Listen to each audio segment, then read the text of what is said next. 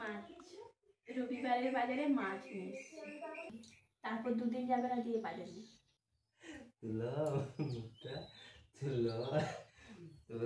কি বলবো, good morning everyone, welcome back to my channel. আমি মিলন, তোমরা দেখছো জয়া মিলন ইউটিউব চ্যানেল। তো সকালবেলা মর্নিং ওয়ার্কে বেরিয়েছি, তো রাস্তা দিয়ে এই যে হাঁটতে হাঁটতে যাচ্ছি। আর দেখো আজকের মানে সকালবেলার পরিবেশটা কেমন লাগছে। আবার যেন ঠান্ডাকাল চলে এলো, মানে এতটা কুয়াশা কুয়াশা দেখো আজকে। আর শীতও সেরম, সকালবেলা এতটাই ঠান্ডা বলা যাবে না। তো বন্ধুরা এদিকে চলে এলাম, এই যে দেখো রাস্তা দিয়ে যাচ্ছি। আর এই যে একজন দাদা দেখো, সকাল সকাল একদম কি বলবো, কুয়াশা একদম দেখো, সূর্য এখনো উকি মারেনি সূর্যি মামা।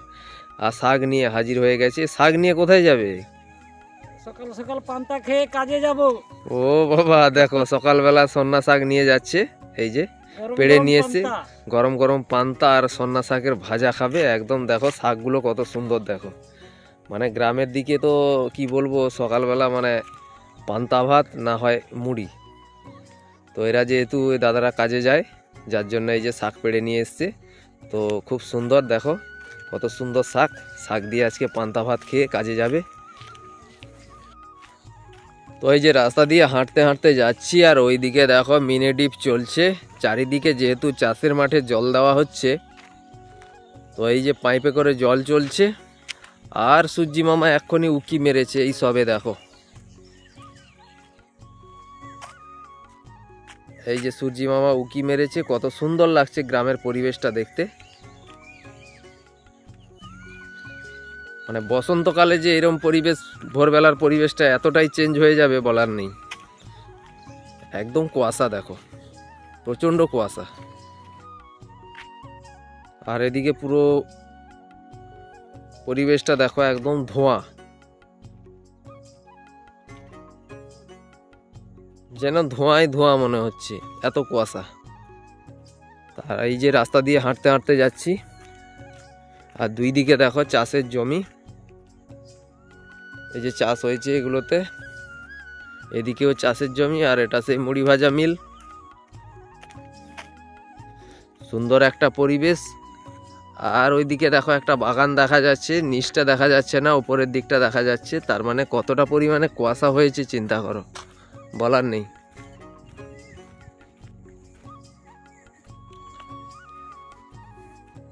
তো বন্ধুরা যে দেখো, তোমার দাদা ভাই বাজারে গেছিল আজকে রবিবার, যেহেতু বাজার নিয়ে এসেছে। কি নিয়ে এসেছে তোমাদের দেখাই।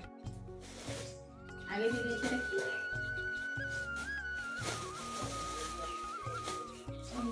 এখনো ধনিয়া পাতা পাওয়া যায় তো? সব পাওয়া যায়, 12 মাস পাওয়া যায়। ধনিয়া পাতা নিয়ে এসছে। সব থেকে প্রিয় আমার খাবার পটল, আর সব থেকে প্রিয় ঢেঁড়স। আর লেবু আছে ভিতরে একটা, লেবু আছে ঘরে ছিল তাই একটা না দুটো নিয়ে এসেছি, দুটো। আর এই যে টমেটো নিয়ে এসছে, ফাটিয়ে দাও, পড়ে যাচ্ছে। আজ আমার বাজারটা ঠিক পছন্দ হয়নি। আর এই যে ঝিঙে, আঁকা বাঁকা টেরা মাছ। রবিবারের বাজারে মাছ নিয়ে এসছে। মুখ হালাতে হবে না। ওই মাছটা কত কেজি মাছের বলো তো, কাটা খুলে দেখো। লোক রবিবারে মাছ খায়। 4 কেজি সিলভার কাপ মাছের কাটা নিয়ে এসেছি, খুলে দেখো। 4 কেজি কেন, তুমি 10 কেজি আনতে পারো। কিন্তু আজকে সানডে, তার মানে একটু চিকেন ভালো লাগে না রোজ রোজ, মাছই ঠিক আছে, বাঙালিদের প্রিয় মাছ। লাল লাল চিকেন কষা একদম পিস করে নিয়ে এসেছি, দেখো পিসগুলো দেখো। ও বেশ বড় বড় সাইজ। আর এই যে উচ্ছে নিয়ে এসছে, আর নিয়ে এসছে এই যে পেঁয়াজ। তো এই হলো আজকের বাজার। বাজার যেহেতু বলছি দাঁড়া, রাতে একটা রাখি। এই যে বাজার এগুলো কদিন হবে, তারপর দুদিন যাবে না দিয়ে বাজারে। উচ্ছে, ধনে পাতা, ঢেঁড়স, পটল, ঝিঙে, টমেটো। ভেতরে কি আছে আর ফ্রিজের মধ্যে? হ্যাঁ, বেগুন, বেগুন আছে। আর কি আছে? কুমড়ো আছে। কুমড়ো আছে না, তাহলে মাছ আছে। আর কি দরকার? 2 দিন 4 দিন ছাড়া তো বাজার হচ্ছে। ঢেঁড়সটা নিয়ে এসছি এই কারণে যে আজকে যেহেতু বড় সিলভার কাপ মাছের পেটি নিয়ে এসছি, তো আজকে টক খাবো একদম। ও ঢেঁড়স কুমড়ো দিয়ে টক, তুমি না খেলে অন্য কিছু খাবে, মাছ দিয়ে খাবে টক। তুমি তো টক খেতে ভালোবাসো, তো তুমি ঢেঁড়স খাবে না, আমাদের পাতে দিবে ঢেঁড়সগুলো। আচ্ছা, তো চলো বাজারগুলো গুছিয়ে দিই, তারপর আকাশ রাখবো। এদিকে ভাতটাও বসিয়ে দিয়েছি, দেখো। তো এবারে আলুগুলো কেটে রান্না বসাবো, ভাতটা হোক ততক্ষণ। তো এইদিকে দেখো বন্ধুরা, তোমার দাদাভাই বাজার করে নিয়ে চলে এসেছিলো, সমস্ত বাজার টাজার গুছিয়ে নিয়েছি। তারপর বসে গেলাম আমি সবজি কাটার জন্য। আজকে যেহেতু মানে মাছ নিয়ে এসছে, তোমার আমার বর তো মাছ দিয়ে টক খাবে, তো টক খাবে মানে তো টক করে দিতে হবে। যেহেতু ঢেঁড়স নিয়ে এসছে, তাই ঢেঁড়স আর কুমড়ো দিয়ে করব টক।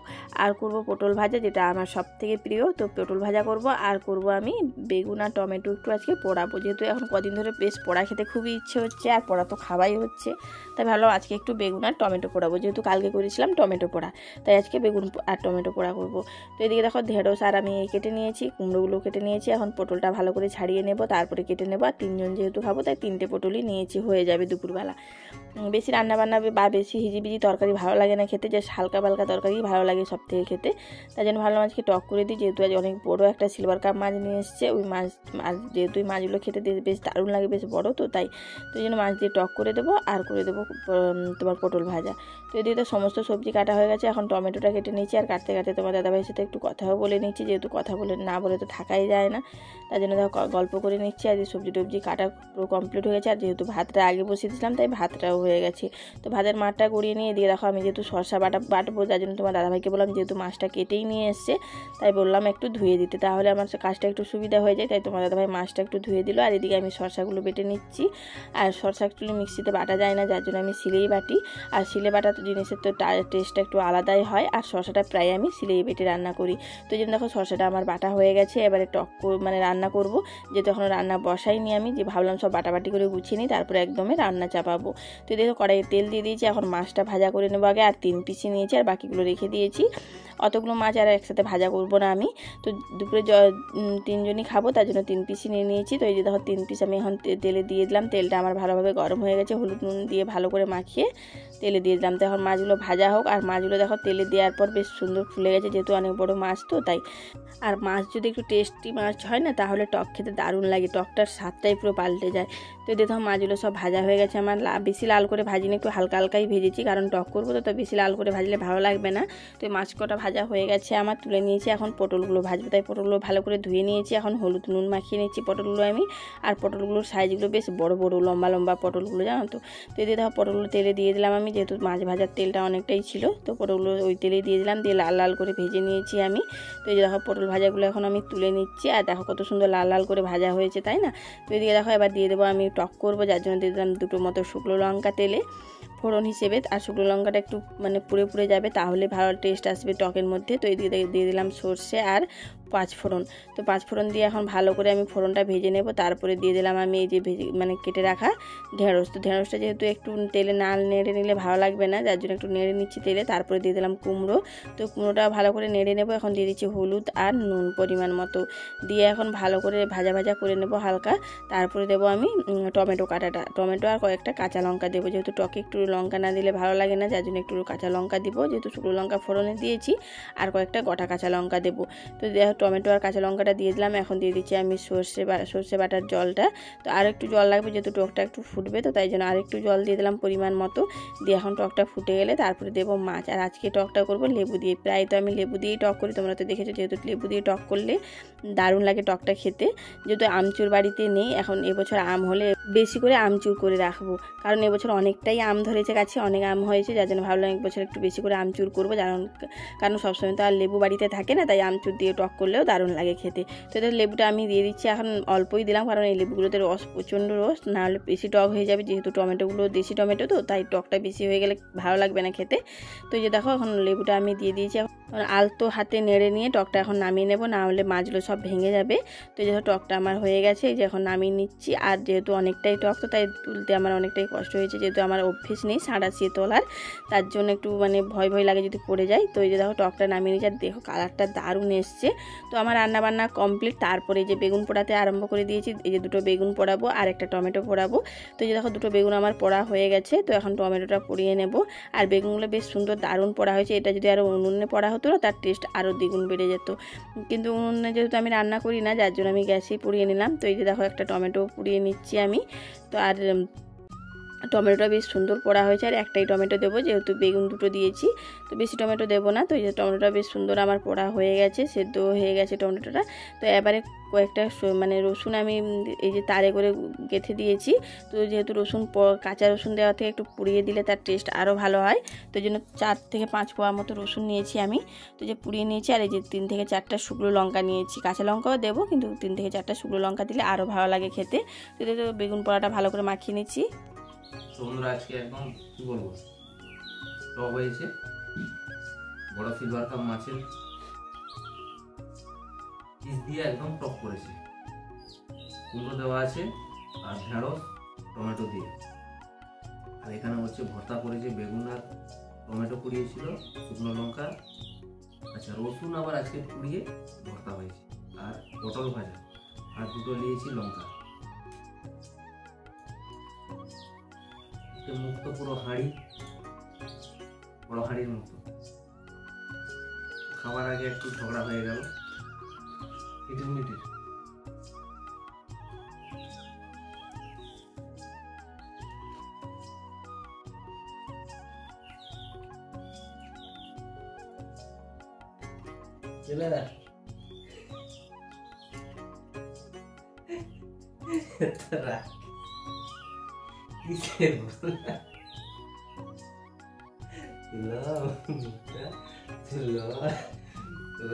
কি বলবো, খাবার বাড়ালি একটু খিটখিট হয়ে গেল আমাদের, মানে খিটির মিটির মুখ হাঁড়ি। ও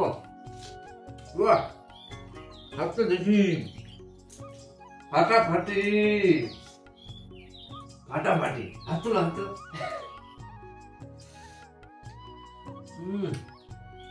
তো বলবো বন্ধুরা, ধামাকা রান্না করেছে আজকে টকটা,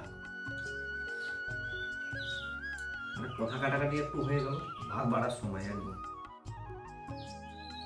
খাবে না, পালিয়ে গেল, উঠে আবার ধরে নিয়ে এলাম,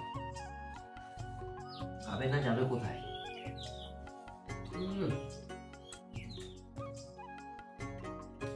এই লেভেলের রান্না। টক কেমন বলো, মুখের আওয়াজটা শুনি।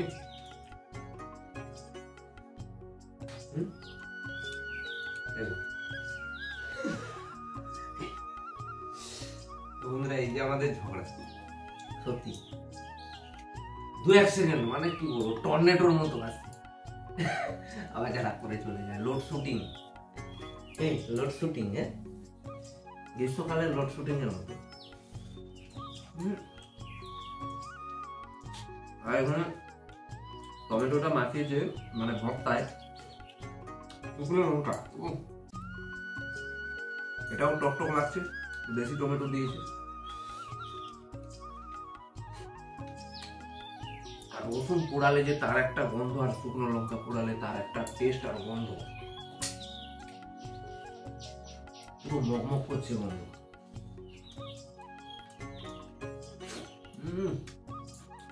বাবা, এটা সেই পটল, ঢেঁড়সটা খেয়ে দেখি, আমার ফেভারিট। ও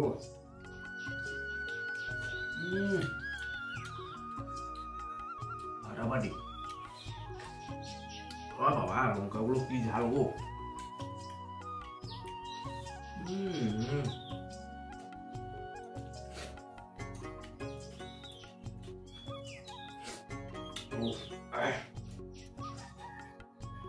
মাছ কোথায় গেল, মাছটাকে চাপা দিয়ে দিয়েছে। মাছ কেউ চাপা দেয়? বাবারে বেরোচ্ছে না। ও দেখেছো, আরে কি বড় ফুলে গেছে, বড় মাছের চাকা তো স্পঞ্জের মতো পুরো ফুলে গেছে। খাসি মাংস যেমন বেড়ে যায়, ও বাবা এই পিসটা দেখছিলাম পাতলা পাতলা ছিল, পুরো ফুলো, মানে ফুলে ডোল হয়ে গেছে। টেস্টও ভালো আছে মাছটা, সিলভার কাপ হতে পারে, বড় সিলভার, নামটা সিলভার, কিন্তু কাঁসার মতো কাজ করছে।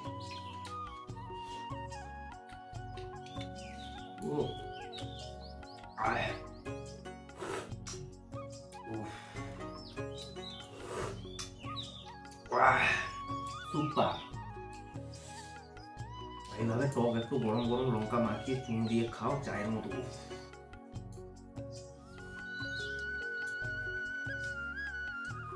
বলবো পুরো মন মেনে যায়।